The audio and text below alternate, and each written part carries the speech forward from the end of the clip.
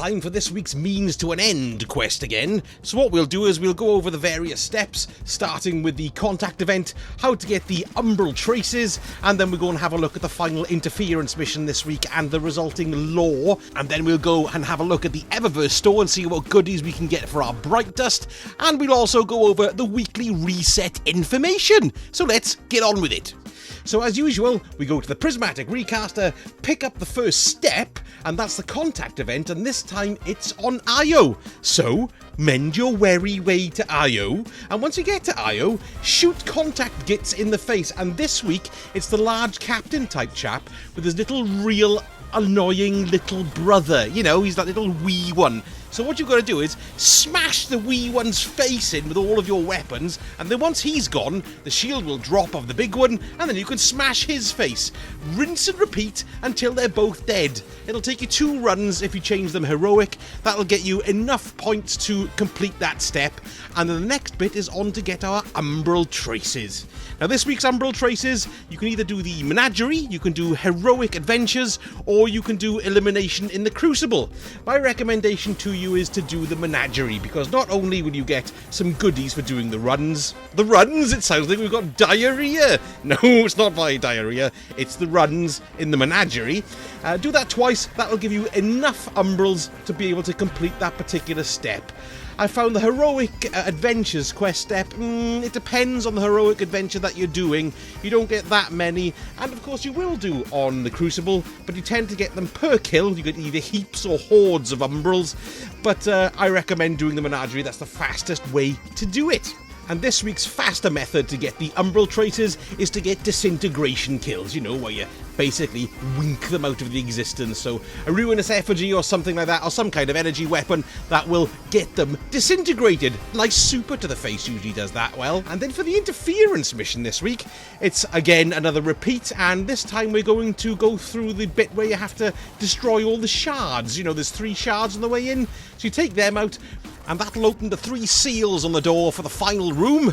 You take out a few big bosses and shoot the eye as and when he opens it, or she. Make sure you've got a rocket launcher or some such thing equipped, because he's off in the distance. Watch this now. As I jump over, I get killed and float majestically to my grave. Okay, so job done on the mission. Let's go and see Eris and see what she's got to say this week. This message translates to a state of decontamination, something like purity. Though this conjugation emphasizes loss, a purity through subtraction, willingly or otherwise. The darkness could be speaking to the taken memories of new guardians, or the boundaries we accept when we follow the light. The limitations forced upon us. In truth, it could refer to many things. Another interesting little bit of tids from Eris there. Tids as in tidbit. I didn't mean anything else by that. And don't forget to have a look at the lore that turns up. This week's is called Purity. And one thing that's worth pointing out as well is that it seems we've only got 5 more lore pages to get, which means 5 more weeks of the stuff. And as we know, the old season is now 8 weeks longer. So whether or not they're going to drag those out throughout that remaining 8 weeks, are they going to finish them all off as they intended? Who knows? Let's have a look at the Eververse Store this week and see what we've got. Anything worth buying? Oh, I don't know. I've got 3,000 Bright Dust. Not much at all. Okay, we've got the Explorer accessories, which are obviously going through this week. Anything interesting there? Let's have a look. We have the Blind Clutch, which is a transmat effect. We've got air rifts. Let's have a look at that. That's actually quite funny. Possibility? It's a possibility, I don't know. Okay, what we have is a galvanic fork. Let's have a look at this. That's very nice, isn't it? I like that. How much is that? Oh no, it's $2,500. Oh no, I'm going to be a good boy this week.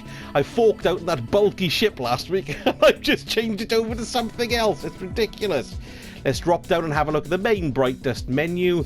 We've got the Dubious Correlation. Ooh, what's this one? Oh, that's quite nice. It's like watching Dark. I recommend you watch Dark. It's mind-blowing and bonkers. And there's a lot like this. What else have we got? Oh, we've got a Golden Pride.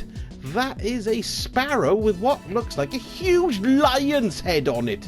But if you've got very bad eyesight, it almost looks like a log in the toilet. Oh, I've got the sailing shield, so if you want to have a look at that one, that's what that one that is there. Very pretty, but it looks much the same as everything else. You've probably got a version of that, everybody has. Yellow spear shell. Very bog standard. We have an eager beaver, eh? Yes, slightly pervy. And, oh no, it's a xenophage ornament. Oh no. Oh, do I like it? I think I do. It looks a bit Buck Rogers-y to me, doesn't it? It almost looks like a Buck Rogers Viper type thing. Its colour scheme. Oh, I don't know. I haven't got much. And we've got the tetrahedron projection as well. So there we go. That's it for the Eververse this week. So let's pop into the director and have a quick squiz over this week's offerings. Well, obviously, we've just done to the means to an end quest there. So we've got that for your Pinnacle gear. Other Pinnacle sources we've got, of course, are doing your 3 Vanguard strikes from the strikes playlist. And this week, we've got a Arc Singe, I was going to say burn then, Blackout, which means no radar and significantly more powerful melee attacks, and Grenadier, which is all that interesting and stuff. And the Ordeal this week, let's have a look. We've got the one in the European Dead Zone. It's the Lake of Shadows, which is very, very nice. And if you want to be completely insane and do the Grand Master, I doff my cap to your superior skills if you do.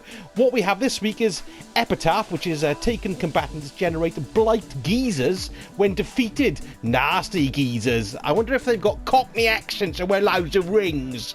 We've also got Unstoppable Champions, Overload Champions, Chaff, which means no radar, your Grandmaster modifiers as usual, and then we've also got Extinguish, which means if you die in a restricted zone, it's bye-bye, sweetheart. And we've also got Limited Revives, and just to make it even more difficult, we've got Grask's Bile. Incoming environmental damage is increased, knockback damage and distance increased. That sounds so annoying, I'm never going to try it ever. And for our bog standard Nightfalls this week, we've got the Inverted Spire, and the specific reward for that is a Ghost Shell, the Trichromatic Ghost Shell, if you need that to add to your collections. Don't forget you can pile into Gambit as well to get your Pinnacles, to completing either 3 Gambit Prime matches or your standard Gambit matches. Oh, and before I forget, the Reckoning boss this week is the Likeness of Oryx, so potential drops are the Nightwatch Scout Rifle, the Lonesome, Last Man Standing Shotgun, Soul Survivor Sniper Rifle, and the tier 3 only reward is the Just In Case Sword. So that's interesting there. Then we'll have a little look at the Crucible 2 to see what we've got as the rotators this week. We've got Supremacy, and we've also got Showdown. So completing 4 of those matches will give you powerful gear if you're still making your way up to the soft cap.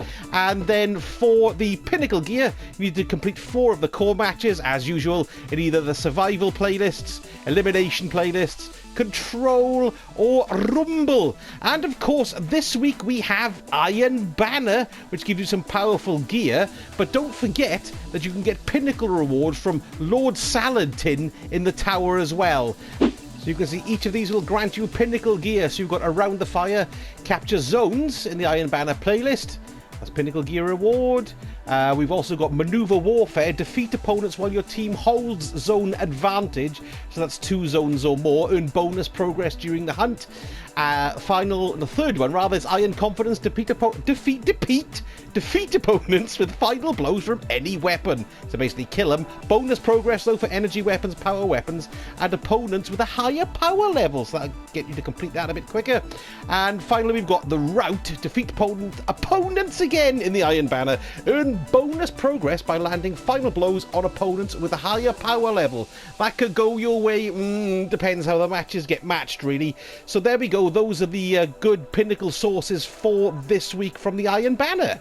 Other Pinnacle sources we can see are mainly on the moon, so of course we've got our Nightmare Hunt this week. We've got Isolation, which is Tanix. We've also got Dominus Gaul, and we've got... who's that one down there? Here we are, I lost them for a moment there. We've got Zydron the Gate Lord. So you do 3 of those, that will get you some powerful gear, rather, and completing the Nightmare Hunt on Master difficulty will give you the Pinnacle, as we all know.